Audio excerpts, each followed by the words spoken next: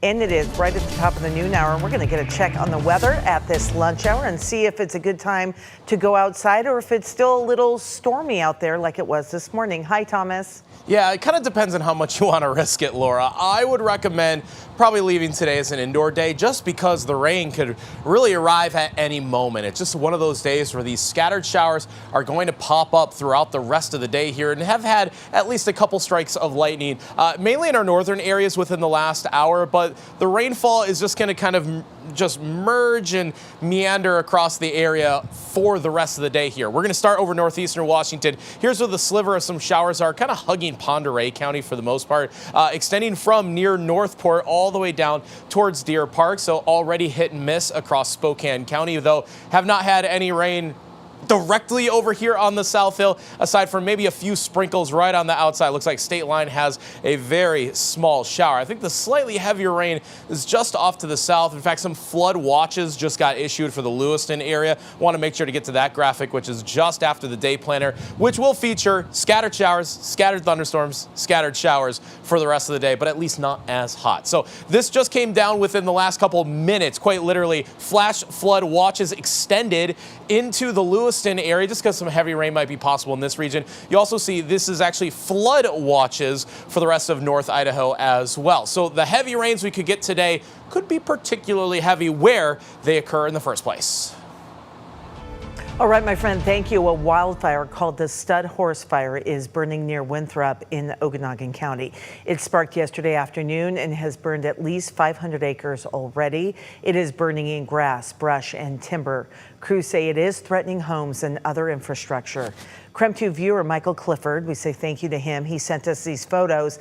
3 wildland strike teams at last report en route to help fight the fire. There are still level 2 and 3 evacuations today. Okanagan County Emergency Management says level 3 go now evacuations are in place for different areas, including Peregrine Lake side to the Chewuk Canal and for Sunflower Lane and Upper Bear Creek Road. The Red Cross opened an evacuation shelter for residents at Liberty Bell Elementary School. And investigators are still trying to figure out what caused the fire at a Firestone in Spokane Valley. The fire caused a lot of damage, about $500,000 worth. A representative from Firestone says they are just grateful no one was inside the building when that fire broke out. While the fire didn't spread to the store area of the building, it did cause significant smoke damage. Another tire shop nearby says this fire was an eye-opener for them. Definitely a big eye-opener. It's definitely a risk that we live with every day. We got flammable fluids around, a lot of flammable items on the shelf. So it's definitely hits real close to home. Probably one of our worst fears in the tire industry is a fire like that. Also, one of the firefighters killed on Canfield Mountain about a month ago was the Coeur d'Alene Battalion Chief John Morrison. So yesterday, the department promoted a new battalion chief. They promoted Captain Tom Hildenbrand. In a post on Facebook, they said he is a pillar of the department for his dedication, strength, and his compassion. The department also said they still feel Chief Morrison's absence, and they said his legacy lives on in the continued service of those who follow in his footsteps. The Kootenai County Fire Chief Chris Way is leaving Kootenai Fire. He accepted a new job as an EMS chief in South Carolina. Our news partners at the Coeur d'Alene Press say his last day will be Wednesday. Then Deputy Chief Pete Hawley will take over as interim chief.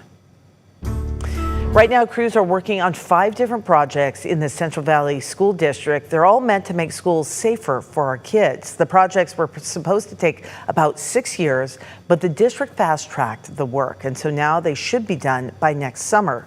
10 schools will get double-door vestibules. It's basically an extra lobby attached to the main office, and what that does, it makes it easier to identify who is trying to get into those buildings. Previously, when they entered the front door, they were in the hallway. They had access to the entire school. This allows us to, kind of force people to check in the office. If they need to go beyond that area, then they're allowed to do that. Also this summer, Green Acres Middle School and 4 other schools have been under construction. That is costing the district close to $2.8 million. Next summer, another 5 schools will go through similar renovations. The school district got the money from a capital levy that voters approved last winter. The city of Spokane is asking for feedback for the next phase of their climate planning. They launched a community climate policy survey, which will be open until August 31st. On your screen is a QR code, and you can see that in the bottom right of your screen right there. If you scan it, it'll take you to the survey.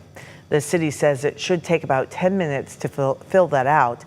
They'll use the results to help them come up with future policies. Also, Washington's Department of Health has a new online tool to help people find free Narcan. DOH's preliminary data from 2024 says 3,100 people in Washington alone died from overdosing. 79% of that was from opioids. The West Spokane Partnership is one group that's been distributing Narcan since 2023 through the Department of Health. They say so far they've given out 2,500 doses of the life-saving medication. They say anyone can use it and everyone should have it on hand. And that's the beauty of it, is it really does allow for any and all bystanders to be trained in it, to be able to administer this. Narcan is also available at most pharmacies without a prescription. In some cases, your insurance will cover the cost. We have more information posted on our website. You can visit us there at KREM.com.